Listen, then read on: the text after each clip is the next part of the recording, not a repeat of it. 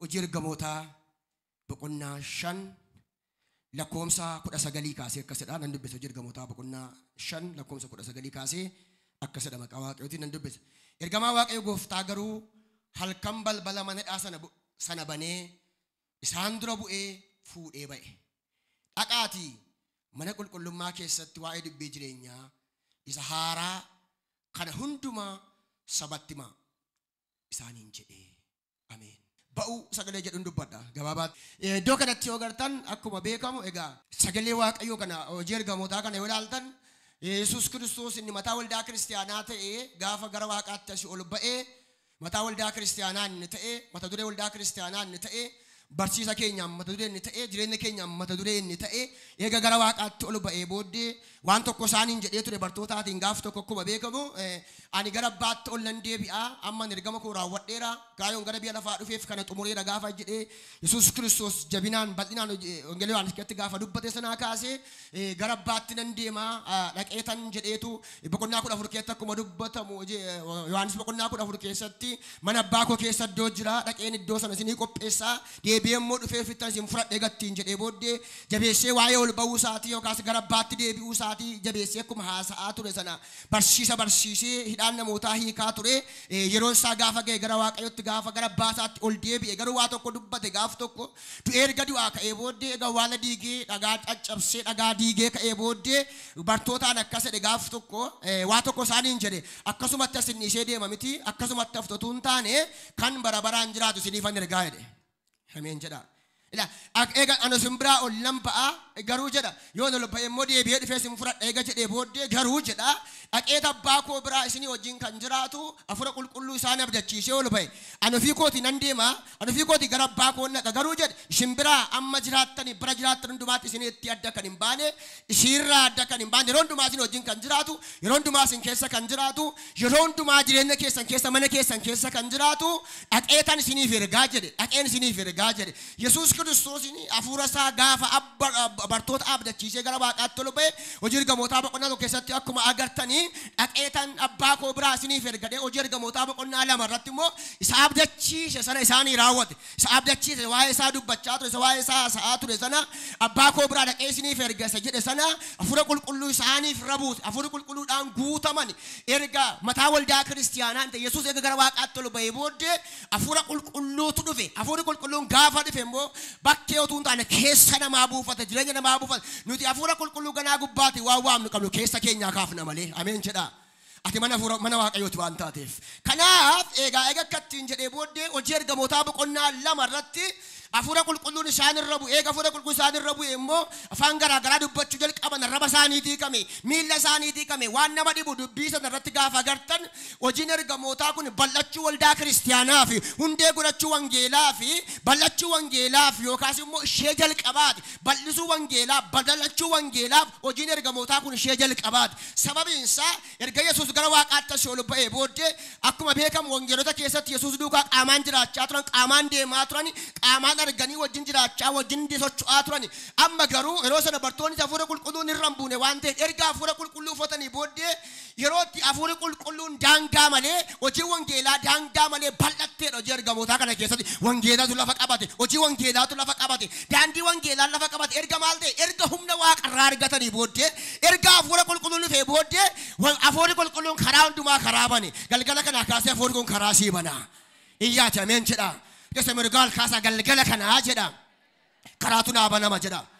Humna maqaa Yesuus kee jiruun galgala kanaa kaasee karaatu sii banama. Humna maqaa Yesuus keessaa ba'uun galgala kanaa kaasee karaa sii banama. Nama si bukkee jiru jabeessii qabee karaa sii banama galgala kanaatti hin jedhin. Jedha lallaba waan ta'eef nan barsee miti karaa sii banama galgala kanaa jedha. Nama maneef galgala kanaa kaasee hafuurri kun karaa sii bana. Lubbuu amantee as taa'aa jirtuuf galgala kanaa kaasee karaatu sii banama. Kanaaf erga hafuura qulqulluu fudhatanii humna argatanii booddee maal ta'an jedha duraan daangaa tokko keessa taa'u duraan Samaariyaa keessa jiraatu iddoo tokko keessa jiraatu naannaa tokko jiraatu amma garuu maal jedhe amma handaara lafaatti akka deemaniif karaatu banameef. Iyyaate ameen jedha. Amma handaara lafaatti akka deemaniif karaatu isaanii baname erga maal ta'e erga hafuura qulqulluun dhufe erga humni Waaqayyoo dhufe erga yaadni Waaqayyoo isaanirra dhufe booddee maal ta'a iddoo isaan sodaatanii ta'an keessaa humni dhaqee gadi isaan baase bartoonni gaaf tokko sodaatanii teenyaan jennani waaqayyo dhaqee kate nagaan isiniif haa ta'u ittiin jedhe. Ilaa abdii fixanneerra dhumneerra kana booddee deemuu hin dandeenyu jennaan no waan isiniif dhufe fakkaata malee ganaa haaraa isinii banamaa jedhe. Ganaa balballi isii banama iyyaatameen jedha. Ate mirgaal kaase iyyiti ganaa balballi naa banamaa jedha. Nama maneef galgala kanaa kaasee balbalatu sii banama. Obboleetti amanteef obboleessa amaneef abbaa amaneef galgala kana balbalatu sii banama. Nama si bukkee jiru laatiiti galgala kana booddee balbala sii banamaa jedhe. Jadi galgala kana booddee ittiin jedhin balbala sii banamaa jedhe. Iddoo irraa kanatti deebi'ee sin argu jedhin. Iddoo irraatti deebitee na agartuu jedhin. Anaaf balbalatu naa banamaa jedhin. Akka mirgaal kaaftaa nama maneef galgala kanaa kaasee waatu dubbate kun surratti haa ta'u. Obboleessa nama kana yoo amantee taate galgala kanaa kaasee balballi banameera. Cufaa utuu hin taane banaatu dura kee jira ameen jedha. Kanaaf ergasii booddee erga humna argatanii booddee erga fuula waaqayyoo argatanii booddee hojiin ergamootaa tokko yeroo hojii wangeelaa balballi karaa wangeelaa banameedha. Lammaffaa immoo yeroo tokkummaaf yeroo jaalalaati. Ameen jedha. Yeroo waan hojjettoonni qaban, waan namoonni qaban, waan tajaajiltoonni qaban, waan amantoonni qaban tokkummaa isaanii jabeeffatan erga fuula qulqulluu argatan erga humna waaqayyoo argatanii booddee yeroo ittidhaan isaanii laafatu tokkummaan isaanii jabaati. Yeroo tumni isaanii jabaati. Yeroo tokkummaan isaanii harka wal qabate. Yeroo karaa garaatiin isaan gidduu seexanni akka hin seenneefi hojiin jal'inaa akka hin seenneefi yeroo itti isaan tokkummaan isaanii jabaachaa deebi'an biddeen cabsachuuttidha tokkummaаттidha waan qabanitti maal ta'edha tokkummaatu isaan gidduu jira jedha. Kanaaf garaa jaalalaa malee garaan jibbaa isaan gidduu hin jiru. Galgala kanaa kaasee tokkummaa kana kan jibbu hafuurri waaqoo si gidduudha haadha'uuf. Kanaaf ba'uu jechuun immoo hiikumti isaayyuu maalidha? Waan iddoo jiran keessaa lafa jiran keessaa ba'uudha. Ameen jedha. Ba'uun hunduu seerumti ba'uyyuu sabi Israa'el maal keessaa ba'e seera ba'uu keetti garbummaa keessaa haxuuccaa waggaa 430 keessaa haxuuccaa harka mootii Fara'oon jalaa yookaas immoo mana keessatti biyyoo dhiituu keessaa rakkina guddaa keessaa dhiphina guddaa keessaa otuu dhugaa qabanii dhugaan isaanii baduu keessaa otuu aboo qabanii akka nama aboo hin qabne ta'uu isaanii keessaa otuu jiraachuu danda'anii akka nama hin jiraanne ta'uu isaanii keessaa otuu dubbachuu danda'anii akka dubbatan dhabanii afaan qabachuu keessaa otuu haasa'uu danda'anii akka taasaan dhabanii sodaachaa jiraachuu keessaa ba'uu jechuudha. Waan isaan qabe keessaa gaaf tokko waaqa sadat godhee isaan baase kottu galgala kanaa kaasee waan 2005 si qabe keessaa 2006 duukaan darbu kiyaasi baas. Iyyaati ameen jedha. Nama manee galgala kanaa kaasee ba'utu sii ta'a. Kanaaf ba'uu jechuun iyyuu waanuma keessa jiran keessaa waanuma iddoo namaa hin taane keessaa waanuma keetti qabaman keessaa waanuma keetti nyaataman keessaa waanuma keettatu dhugaa qabanii dhugaa dhaban keessaa waanuma keettatu dubbatachuu danda'anii dubbatachuu dadhaban keessaa waanumatu dhugaa qabanii dhugaan namaa badee taa'u keessaa ba'uu jechuudha. Kan kana keessaa si baasa harka namaa hin eegin harki waaqayyoo iddoo itti dhugaa dhabdee galgala kaasee baasa garuu.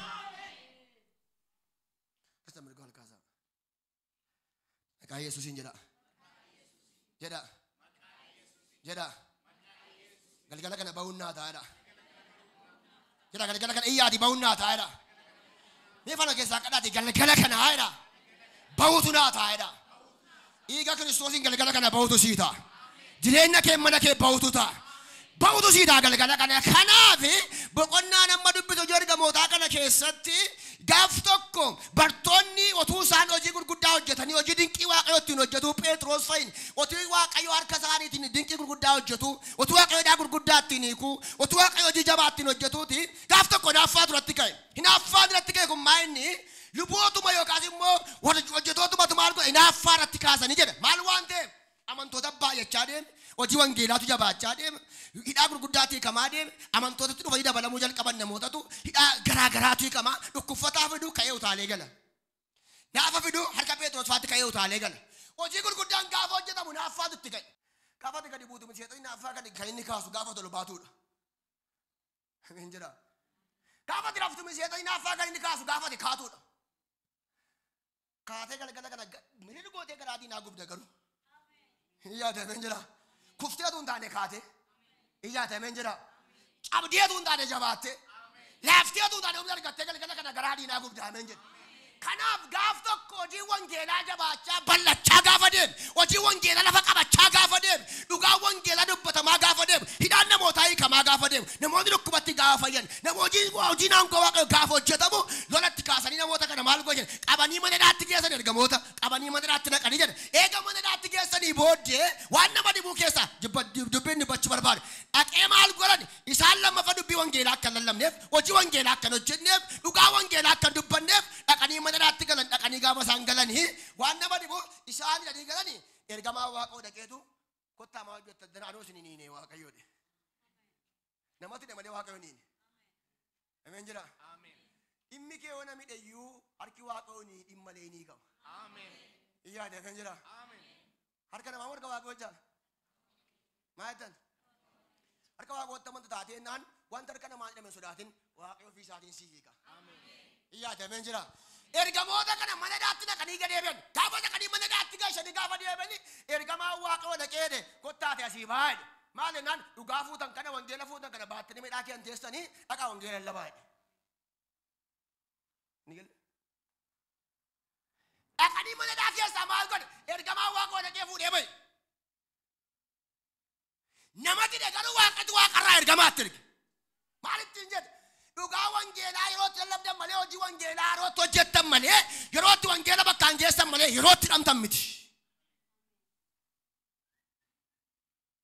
yerootti wangeela mootummaa Waaqoo lallabdan malee yerootti hidhamtan miti akkasaa wangeela dabarsineef akkasaa wangeela galmaan hin geenyeef akkasaa wangeela hojjenneef akkasaa wangeela lallabneef maal godhe dhaqanii mana hidhaatti gaafa dhaqanii ergamaa Waaqayyoo utuu isaan hin argin dhaqee tokko tokkoon fuudhee keessaa ba'e dhaqanii mana hidhaa keessa gaafa laatanii isaan hin jiran jarattiin akkam taatee nuti hojii wangeelaa akka isaan hin hojjenneef hojii wangeelaa akka isaan hin bal'ifneef isaaniin isaan baane na maal jedhe ergamaa Waaqayyoo isin mana waldaa kiristaanaatti seenaati iddoo mana sagadaatti seenaati wangeela labaadhe ameen jettu dhiiga Kiristoosiin galgala kanaa kaasee iddootti hidhamteen baata nama si bukkee jiru naa qabi galgala kana booddee jedhin waan si hidhe keessaa jedhin harki tokko si baasaa jedhi harka namaa miti harka Waaqoo galgala kana si baas namoota baay'eef galgala kana booddee harka fuudhitu ta'a namoota baay'eef galgala kanaa kaasee hiikamsatu ta'a hidhamteetti sichi waliin kaatanii waa'ee kee namoonni waan hidha yoo jiraatan misiraachoo galgala kanaa kaasee harka namaatu hin taane harki Waaqaa dhimma keessii hiika harka namaatu hin taane galgala kana harki Waaqaa dhimma keessii fura ergasii booddee erga amma narattanii erga hojii ergamootaa boqonnaa 12 lakkoofsa 7 kaatanii yoo ilaaltanii gaaf tokko jedha namoota bu'aa waldaa kiristaanaa ta'an maal godhan jedhe Heroodis namoota bu'aa waldaa kiristaanaa ta'e kaleessa nama tokko ajjeesee borii isaas nama biraa ajjeesuudhaan maal godheera mana hidhaatti gasheera kaleessa isa warra bu'aa waldaa kiristaanaa ammas maalidha kaayyoon isaanii alaamaan isaanii achitti yoo gatan boqonnaa 5 keetti yoo gatanii hojii wangeelaa akka hojjenneef wangeela akka lallabneef maal godhan soobii isaan wangeela labaniif soobiidhaan namootaa hiikameef soobii hojiin seexanaa diigameef soobii hojiin xibaaraa diigameef soobii wangeelli mootummaa Waaqayyoo bal'ateef soobii namni gara dubbii Waaqayyoo dhufeef deebisanii hidhuu barbaadan isaan garuu achii ba'anii hin dhaabne itti gufan ameen si qabuu barbaadu garuu itti fuftaati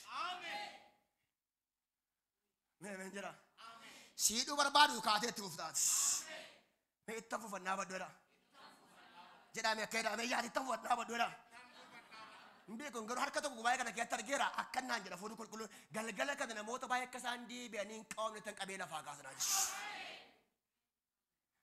ilaala ergasii booddee maal godhan dhaqaniitu eessa dhaqanii ilaanii amalinaan waldaatti argan dhaqanii isin meennaan wangeela mootummaa Waaqayyoo kan akka lallabneef dhugaa kan akka lallabneef mana hidhaatti dabarsinee isin laanneerraa eessaan baatanii jedhan namni tokko balbala irraa hin banne namni tokko karaa isaa hin bahe nagar ergamaa Waaqayyoo fuudhee baheera ergamaa Waaqayyoo fuudhee baheera namni nagar eessaan baatanii jennaan harka balbalatti ban erganiiru harka saantoota darbe erganiiru isin immoo Waaqayyoon sodaachuun ta'a eenyuun dhaga'uu wayyanu hafuura qulqulluu dhageenyaa jedhan isin hin tattu immoo hin jira karaa kamii karaa tatame galgala kan harki Waaqoo siif hiika iyyaate men jira mekkisadhaati narraa hiikameeradha iyyaate jedha akkamatti raajii maraajaa isa ta'a narraa hiikameeradha jedha narraa hiikameeradha utuu barri kun keessaa dhumin galgala kana maqaa Yesuusiin wanti dhaamana kee irraa haa hiikamu tuujii kun keessaa dhumin dhaamana keedhaan jireenya keedhaan hafuura kee irraa galgala kana siif haa hiikamu Maqaa Yesuus galgala kana baasee Waaqayyo miila namoota baay'eetti miila godha. Ameen jedha. Namoota baay'ee gara fuulduraatti akkas kan godha Waaqayyo. Amma naa hojii ergamootaa sana xanii hojii ergamootaa boqonnaa kana maxxanii olaaltanii lakkoo torba baakaatanii olaaltan namoota bu'aa waldaa kiristaanaa ta'an namoota hojii wangeelaa hojjetan yeroonis dhaqee maniraatti gashee tokko ajjeeseera. Lammaffaa immoo ajjeesuudhaaf otoo inni qophiirra jiruuti. Innis maal waan godhin bu'aa waldaa kiristaanaa hojii wangeelaa amma gaalala hojiin wangeelaa hojii ergamootaa keessatti wangeelli lafa qabatin dhaban otoo asin karaa cufanii banatee ba'a. Otoo asin karaa cufanii banatee ba'a. Hojii wangeelaa bal'achaa jira lafa qabachaa jira. Garuu waan nama dhibu keessa dhiibbaan ni beeyotuu hin taane rakkinni ni beeyotuu hin taane namoonni humna argatan kun namoonni ayyaana argatan kun otuma dhiibbaan jiru jabaachaa deemu. Otuma dhiibbaan jiru bal'achaa deemu. Otuma rakkinni jiru jabaachaa deemu. Otuma wallaansoon jiru jabaachaa deemu. Sababiinsa Israa'eloonni biyya Gibxi keessatti gaafa laaltan maal godhan jedha. Israa'eloonni mana keessatti jabaachaa humna godhachaa deemu. Dubartoonni warra Gibxi ijoollee dubartoota Israa'el durbee isaan deessisuu gaafa dhattu baay'eetti. Mootii maattiin jedhe ijoollee isaanii otuu isaan dhalatanii lafan ga'in ajjeese gaafa waajibaas. Otuu isaan dhalatanii lafan ga'in ajjeese. Jarattiin kakuu qabdi waan taatee bor rakkinni kaanaan nu miidhuu dandeesse. Seexanni ala kee miti borii kee beeka. Lafati bor geessu waan beekuuf karaatti sembisuu barbaada. Garuu waan nama dhibu nis waan waaqootti sin kennu. Ameen jedha. Yeroo baay'ee nama guddaa ta'uuf gaafati kaatu dursee si kutuu barbaada. Yeroo baay'ee nama jabaa ka'uudhaaf gaafati kaatu karaatti sembisuudhaaf karaa barbaada. Garuu waan nama dhibu keessaati inni si marsee jiru inni si wajjin hin jiru seexanni jedhutti sin kennu. Ofii isaatii waan caaluuf. Kottaa ameen jedhame. Dhiiga Kiristoosiin iddoo si yaadame lafa si yaadame utuu hin gahin karaatti nafine. Maqaa Yesuusiin galgala kanaa kaasee cabsee karaa baadura kee darbu. Jabaachaa baay'achaa deemuu jedha. Isaan immoo lafa qabachaa deemu. Isaan sun garuu ajjeesuu barbaadu. Otuu isaan argin mucaan immoo jabaattee guddattee bulti. Gaafa dhatti dubartoonni warra Gibxi dhattee ilaalte maali nuuf hin danda'amne isaaniitti. Maal jennaan nuti deessuu bira gahaa jirra. Isaan immoo da'anii nu eegu. Maal jennaan durbootuma Israa'el kana hin dandeenyu jedhanii. Ameen hin jettu. Isa sila jiru caala waan ta'eef seexanis hin danda'u. Hin dandeenyu. Hin dandeenyu. Jabaachaa deeman. Lafa qabachaa deeman. Guddachaa deeman. Abdii godhachaa deeman. Waan isaan gadi qaban ni beeyotuu hin taane. Waan isaan gadi qabu ni beeyotuu hin taane. Waan isaan miidhu ni beeyotuu hin taane. Isa isaanii wajjin jirutu caala. Yeroo nu wallaansoo lama kee jirra. Wanti nu miidhisuma nu wallaansoo nu qabaa. Nu wajjin jiru nu dabarsuudhaaf harkaa nu falma. Ameen jedha. Ameen jedha. Wanti bakki jiru qabeeti galgala kana booddeedhi. Wanta wallaansoo si qabu sana jedhi. Injifattee dabartaa jedhi. Yari jabeessiitti galgala kana booddeedhi. Wanta bara kee wallaansoo qabu jedhi. Wanta mana kee wallaansoo qabu jedhi. Wanta hojii kee wallaansoo qabu jedhi. Har'a galgala kana injifattee baataa jedhi. Har'a galgala kana injifattee baataa jedhi. Yesus mergaas qaba. Maqaa Yesuusiin nama amaneef galgala kana kaasee akkasuma ta'eera. Nama amaneef galgala kana kaasee injifattee ba'uu sii ta'a. Wanta jireenya kee wanta mana kee wallaansoo qabaa jiru injifattee baata galgala kana. Mootee baata galgala kana. Maqaa Yesuus Kiristoosiin kun sii ta'eera. Nasa kana hojii ergamootaa boqonnaa 12 sadatti ilaaltan lakkoo torba gaafa ilaaltan Phexrosin manadhaa keessatti dhaqanii galchanii kaleessa Phexros Yohaannis kalee du'eera. Phexrosin immoo ajjeesuudhaaf maal gochuudhaaf manadhaa keessatti otuu eegaa jiranii sababiin isaa hojii Waaqayyo waan hojjetaniif hojii waldaa kiristaanaa waan hojjetaniif otuu isaan eegaa jiranii du'eera. Maal ta'a jedha hidhaa namooti yookaas immoo kallattii garaagaraa namoonni eegaa jiru manadhaa sana kallattii garaagaraa namoonni afuriin eegaa jiru garuu afuriin eegaa jiran iyyuu malee namni isaanitti marsee jiru namni isaanii eegaa jiru nama lamaadha. Nama lamaadha. Yeroo baay'ee afuriin nama 16 malee nama 16 nama 18 yoo ilaaltan balbala afuriin eegamaa jira isaaniin kan eegu immoo nama lama. Afurachi dhaabata lafa Phaawulos faa lafa Phexros faa jedhan hin geenye warra arfanii sun lafa Phexros faa jedhan hin geenye manuma eegu malee bakka Phexros jiru hin geenye garuu bakka inni jiru kan ka'ee jiru kan isa eegaa jiru isaan gidduutti dhabee kan jiru nama lama turaniiru sagalee Waaqayyoo garuu waan nama dhibu keessaati otuu inni dhamee jiru guyyaa borii utuu inni du'aaf eegamaa jiru guyyaa borii utuu inni waan biraaf eegamaa jiru guyyaa borii utuu inni fannifamuudhaaf eegamaa jiru galgala ergamaan Waaqayyoo dhaqe kisan gasee ergamaan Waaqayyoo dhaqe Phexros dheennaan nama abdii jireenyaan qabne nama bornan baadhaaf kaayyoo hin qabne nama bornan jiraadhaaf kaayyoo hin qabne sababiin isaa hiriyaasaa wajjin deemu hiriyaasaa wajjin tajaajilu biraa waan du'eef innis guyyaa borii guyyaa tokkitti saba waan jiruuf waa waattaa jedhamee hin yaadamu garuu waan nama dhibu keessaa waanuma waa yaadamne keessaa waa ta'e Iddooma waa yaadamnee galgala kana waasii ta'a. Ameen jedha. Lafuma yaadamne keessaa galgala kana waasii ta'a. Yaadamu waansa wantichi yaadamu. Har'a dubbiin galagalee waa gidduu kana galee wanti dubbii murtoon kun hin galagala dhamee yaadamu. Murtoon kun hin shaarama dhamee yaadamu. Yeroo dhume fakkaata. Sa'aatii dhume fakkaata akka isaaniitti. Akka Waaqayyootti garuu ganaa bari'a. Yana manatti dhiyeettu ganaa sii bari'a. Ameen jedha. Yana nama kana booddee hin danda'amu. Galgaluma kana guyyaa boruutuun ka'ee maaltu ta'e galgala kana Waaqayyo gidduu sii gala. Ameen jedhaame. Asuma gadi baatee waa gidduu sii gala Waaqayyo. Waan si ajjeesuu barbaadu gidduu sii gala Waaqayyo. Waan si miidhuu barbaadu gidduu sii gala Waaqayyo. Ilaallaani dubbiin galagalee lakkaa inni dhamee jira. Utuu inni dhamee jiru guyyaa borii nama du'aa feegamaa jiru. Nama bakka abdii jireenyaa hin qabne nama bor waa taanee yaanne ergamaan Waaqayyoo inni cufaan nama furachi taa'u, nama furaddina taa'u, nama shanaddina taa'u, namni meeqaddaa taa'u, namni kudha jaaddaa taa'u dhowwuu hin dandeenye tokkotu Waaqarraa dhufe. Gaafa Waaqayyo waa'ee kee Waaqarraa ka'u kumaatamatu dachee dhowwuu hin danda'u. Yaada Waaqayyo waa'ee keef hojjetu. Ameen jedha. Baay'een namtu hoomaa namti tokkotu ka'e Waaqayyoof gaafa sii ka'u sirraa deebisuu hin danda'u. Si maaf akka malee Waaqayyo Waaqarraa. Mee yaadameen jira. Kudhan shana afuraddaa ta'anii ergamaa Waaqayyo Waaqarraa dhufe deebisuu hin dandeenye. Kanaan kan dadhibu isaadha. Karaa isaanii eegan sana balbala maatii ergamaan dhufee eeddota akkam jirtu yookaas immoo nagaadhaa bira darbee dhufee Phexroosiin hin barbaadan jenne. Achiin hin dhumne asumaan dhufe karaa inni jiru. Dhimma keef ganaa iddoo biraan Waaqa karaa ma jirtu dhufa Waaqayyo. Ameen. Dhimma keef ganaa wallaansoo waan darbe sana wallaansoo hin qabu. Miidhama kee kaleessaa sana wallaansoo hin qabu. Yookaas immoo lola kaleessaa wallaansoo hin qabu. Gaafa sii bari asumaan sii bari. Ameen. Kottaa ameen jedha.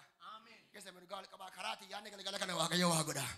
Nama maneef galgala kana gaafu manna sii gadi ba'u gaafa isheen asii baatu gaafa ana sii ba'u waan ati eegaa jirtu dhiiga Kiristoosiin galgala kanaa kaasee dubbiin galagalee waan biraan siif haa ta'uuf.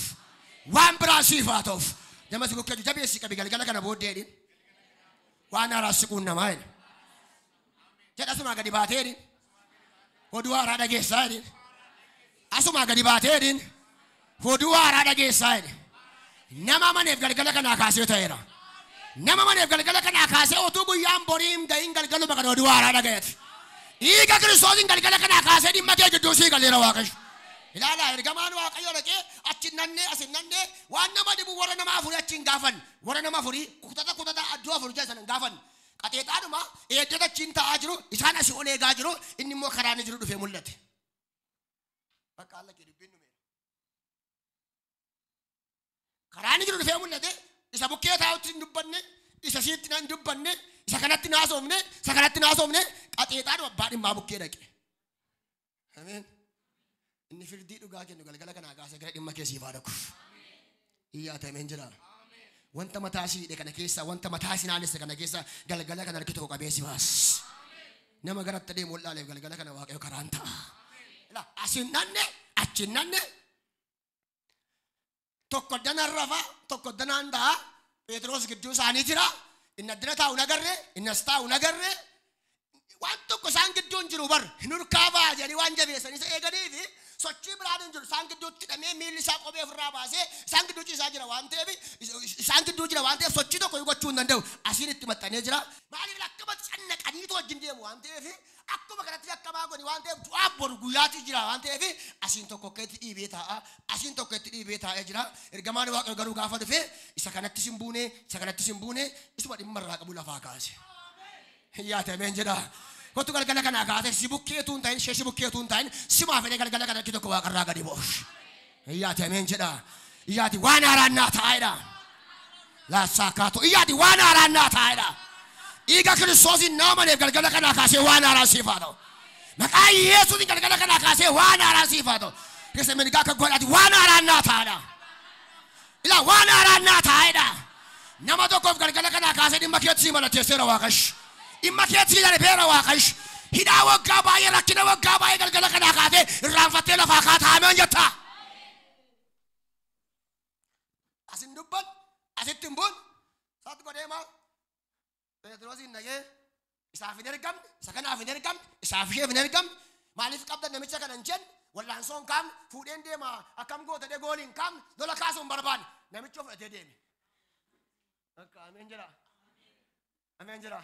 Nama suuqa jiru qabidi simaan barbaada waaqayyo jedhin. Simatu lafaa ka'aarraa jedhin. Jabe simaan barbaada waaqayyo jedhin. Simaan dhimmi kee hiikamaa jedhin. Kottu namantaa galgala kana shasi bukkee miti sirriitti abdiidhaan amantiidhaan waaqayyoon eegaa jiran simaan lafaa kaas. Simaan gubaa kana keessaa gara ulfinaatti. Simaan nama bukkee teessu kana biraa gara ulfinaatti. Simaan nama biraa teessee waaqeffachaa jiru kana biraa gara ulfinaatti. Waajjira keessaa ta'u, waldaa keessaa ta'u, biyya keessaa ta'u, bakka hojjettu haa ta'u, galgala kanaa kaasee garuu harka ulfinaa tokko lafaa si kaasa. Ameen jira. Saat godhe lafaa kaasee fuudhee deeme. Jarattiin warri bukkee kunis Phexros nu bukkee jirattee marafti. Hin agarre. Walitti bubu'anii waan jedhaniif iyyuu hin dhageenye sagalee iyyuu nu bukkee jira ni mara taa'u isaan. Ergamaan waaqayyo fuudhee tuma isaan ilaalanii tuma isaan dhaggeeffatanii kophee kee kaawwaddoodha. Jarattiin waan tokko hin beektu. Kophee kee kaawwaddoodha. Fannaa keessa uffatte deebii ariifadhu immoo bayi. Yeroon gaafas ga'u si ariifachiisa waaqayyo. Dhimmi kee gaafa yeroon ga'u lafarraan gootu ta'uu ariifata. Jedhamee galgala kaa dhimmi koo ariifatadha. Jedha maqaa waaqayyootiin jedha. Dhimmi koo ariifata jedha. Yaa waaqayyo nama mana kanaaf dhimma isaa ariifachiis. Tukumi lamaaf kudha jaan galin dhimma keessiif ariifatu. Dhimmi keessiif ariifatu. Dhimmi keessiif ariifatu. Dhimmi keessiif ariifatu. Maqaa Yesuusiin galgala kanaa kaasee dhimmi kee ariifatee siif haa qabu. Ilaala inari jabiidhaan otuu isaan inargeen otuma isaan rafaniitu ergamaan waaqayyo bukkee dhaabatee ifatu guuteedha. Ifa jira dukkanni jiru amma gaa maal ta'e ergamaa ifaan dhufe ergamaan dukkanaa sokkeedha. Ifatu jira ifa keessa dhaabatee kophee kee kaawwadhu uffannaa kee uffatee fuudhee deeme ammas gaafa ni balbala nama argaan jiru warri nama achi battaf warra furii bukkee dhaqe isaanis hoomaan jiran warra garasii dhaqe isaan hoomaan jiran warra garasii dhaqe isaan hoomaan jiran balbala baneerii fuudhee deeme. Gaafa laalan inni achiin jira achii baheera. Kanaaf galgala kanaa kaatee rakkina keessaa ba'uun sii ta'eera. Dhiphina keessaa ba'uun sii ta'eera. Sodaa keessaa ba'uun sii ta'eera. Maqaa Yesuusiin galgala kanaa kaatee dhaaba kaleessaan teessu baatee of agartaati. Akka hojii ergamoota boqonnaa koo lakkoofsa 86 dubbisa. Phaawulosiif Siilaas manadhaa keessattidha. Gaaf tokko tu gara waldaa kiristaanaa dhaqanii xomboree hafuuramaan qabdu tokko hafuuramaa keessaa baasan. Xomboreen kun immoo waan nama dhibuu keessaati. Hojii ishee hojii mootummaa hojii walii galtee qabudha yookaas immoo hojii bulchaan biyya sanaa ittiin faayidaatti fayyadamudha. Baay'ee biyya gargaarti baay'ee biyya fayyaddi. Hafuurri ishee wanta yeroo sanaa wajjin yookaas immoo bulchiisa yeroo sanaa wajjin wal qabatee jira. Garuu gaaf tokko maal gooni gaafa isaanii mana waldaa kiristaanaa tusan kana waa'ee waaqeffannaa deemaa jiranii xomboreen kun duukaa deemtee gaafa isheen hiitu gaafa isheen itti hiitu maal ta'an hafuuramaa keessaa baasan. Hafuuramaa gaafa keessaa baasan ishee keessaa ba'ee achii gooliin ka'e. Ameen jedhan. Hafuuramaan gaafa keessaa baasan Phexros gaafa Phaawulos hafuuramaa keessaa baasanii xomboreen kun maal gooteetti waliin isheen qabdu iddoo biraa jira hidhati isheen qabdu iddoo biraa jira qaama bulchaa wajjin maqaa geggeessaa wajjin wal qabatee jira maaliif madda galiiti isheen hafuuramaan ishee irra taa'ee hojjetu sun mootummaa biyyichaa madda galiiti. Mootummaa naannichaa madda galiiti. Isheerraa waan isheen hojjettu waan isheen gootuun sochii wayiitu jira yookaas immoo ikoonoomii socho'a ikoonomiitu deema. Hafuurri taane galgala kanaa kaasee waan faayidaa fakkaatee magaalaa Adaamaa irraa galgala kana waaqayyo hin dhaa. Iyyaa ameen jedha. Biyya keerra eebba keerra waan ta'e galgala kana hafuura kana dhaa waaqash. Ilaala hafuurri ishee qaama wayii bulchaa wajjin gaggeessaa wajjin wal qabatee jira. Innaan gaafa hafuuramaa keessaa baasan gaafa hafuuramaan keessaa bahu gaafa isheen Phaawulos Phexros hafuuramaa keessaa baasan lafa dha'ee hafuuramaan gaafa keessaa bahu lola guddaatu ka'e goolii guddaatu ka'e eenyuudha jarreen kun jedhanii lolii guddaatti kaasanii maal godhe dabarsanii madaalaatti kennanii jedhe waan maal ta'eef waan hafuuramaa keessaa baasaniif hafuuramaa duwwaa keessaa baasuu immoo miti qabeenyaa biyyichaatu kufe karaa ishee. Gaarii fakkaattee kontirool gootee jirti. Jireenya namoota baay'ee, bultoo namoota baay'ee. Wanti gaarii fakkaatee jireenya kee kontirool godhee jiru galgala kaasirraa addaa ba'a. Iyyaa ameen jedha. Maqaa Yesuusiin galgala kanaa kaasee nurraa hadii gabu. Kanaaf gaafa hafuuramaan xomboree kana keessaa gaafa bahu dabarsanii manadaatti gaafa kennan ammas hojii wangeelaachi ga'een dhaabbanne manadaa keessa gaarii maal ta'an Phaawulosiif Siilaas ammayyuu faarfannaa tajaajiletti uffanne.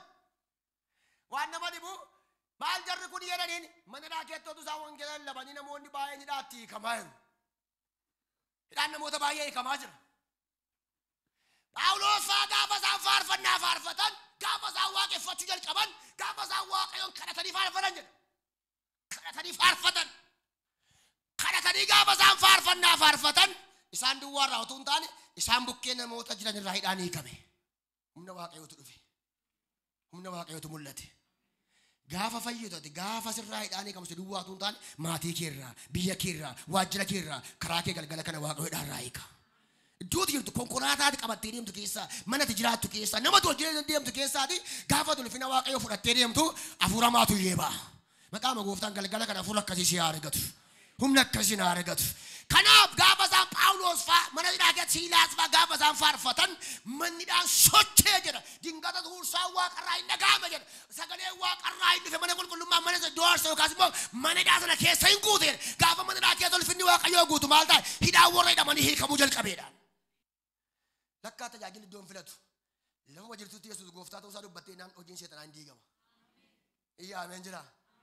Bakka jiraatanitti waldaa jiraatan keessatti biyya jiraatan keessatti waajjira kee jiraatan keessatti dhugaadhaan waaqeffatanii dhugaadhaan faarfannaan seexanni lakkaa achittuu isin bukkee hin taa'u. Maqaa gooftaan galgala kana hafuura kana fudhaa ba'a. Ameen jira. Namoota bukkee rakkatti qabiiti galgala kana booda itti deemamtee taa'edhi. Bakka jirtutti sodaachiftaa jedhi. Bakka ooltutti sodaachiftaa jedhi. Humna haaraaffattee baatee taa'edhi. Maqaa gooftaa Yesuusiin bakka jiraatan bakka deemtu sodaachisaa jiraadha. Sodaachisaa jiraadha. Waajjira keessa ooltan keessatti taaksii keessan keessatti mana kee jiraatan keessatti humni sirraa caalee argama. Mee jedhi jeeti. Ayyaanni waaqayyoo sirraa gaafa caalee argamu hojjetana si bukkeedha, bita keedha, mirga keedha, kallattii kamiin sirraa diigamuu jalqaba. Ameen. Hambaraan jedha hafuura waaqayyootiin seexanni si bukkeetti si nagaan baatu. Phaawulos fa'aa gaafa isaan faarfatan mana hidhaa keessatti isaa calanii faarfatan nama tokko irraa hidhaa kutaniiru. Raaraan kunne nama tokko irraa baay'ee mana kana hidhaa kana keessaa hidhaa irraa ni neem. Hafuura qulqulluutii hiike. Gaafa dhufan hundumtuu hiikamuudha. Hidhaan irraa cicilmeera. Namatti dhee waaqati hiike. Kottaa ameen jedha. Galgala kanaa kaasee ba'uu siita. Galgala kanaa kaasee hiikamuu siita. Akka sorti buusaanillee guddaadhaan gooftaa eebbisa.